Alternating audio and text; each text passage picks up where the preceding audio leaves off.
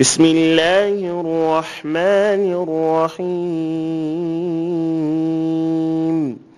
إذا زلزلت الأرض زلزالها وأخرجت الأرض أثقالها وقال الإنسان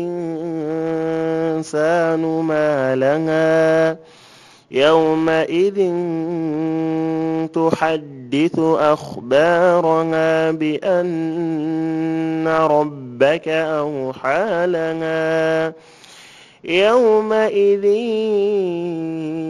يصدر الناس أشتاتا ليروا أعمالهم فمن يعمل مثقال ذرة خيرا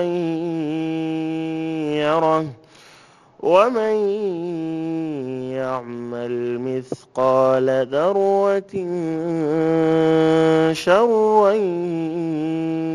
يره.